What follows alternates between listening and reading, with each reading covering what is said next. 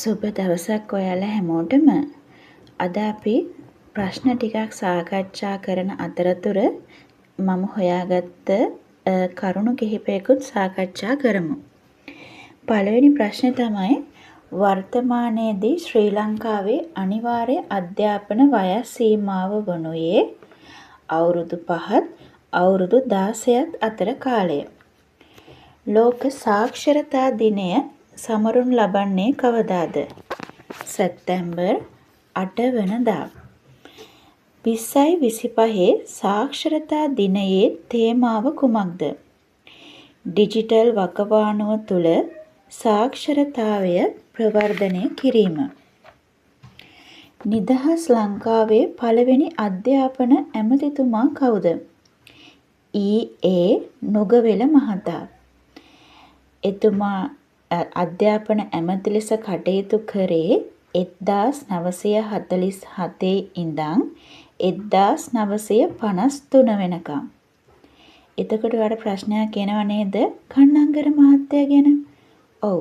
C.W.W. Kannangara මහත්තයා ලංකාවේ පළවෙනි අධ්‍යාපන ඇමති. එතුමා රාජ්‍ය මන්ත්‍රණ සභා කාල පරිච්ඡේදයේ ඉඳන්ම හිටියා. එතුමා අධ්‍යාපන ඇමති ධුරය දැරුවේ 1931 ඉඳන් 1947 දක්වා. එතකොට ඊ.ඒ. නුගවෙල මහතාට වඩා වැඩි කාලයක් C.W.W. කන්නංගර මහතා අධ්‍යාපන ඇමති ධුරය දැරුවා. එතුමා C.W.W. කන්නංගර මහතා හිටියේ 1931 ඉඳන් 47 වෙනකම් රාජ්‍ය මන්ත්‍රණ සභා කාලයේ ඉඳන්. ඊ.ඒ. නුගවෙල මහතා නිදහස් ලංකාවේ පළවෙනි අධ්‍යාපන ඇමතිතුමා.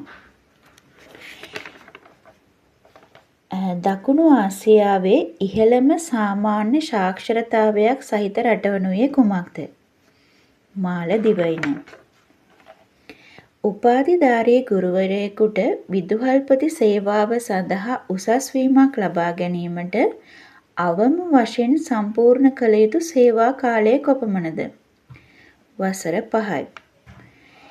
මීට ඉහතදී ජාතික පාසල් සඳහා ඇති තරඟය අවම කිරීම සඳහා ගොඩනගන ලද පාසල් හැඳින්වුවේ කුමන නමකින්ද? ඉසුරු පාසල්. 13 වසරක සහතික අධ්‍යාපන වැඩසටහන යටතේ පාසල් පද්ධතියට නව වැඩසටහන් හඳුන්වා දෙන ලද්දේ කුමන වර්ෂයේ සිටද? 2017 වර්ෂයේ සිට.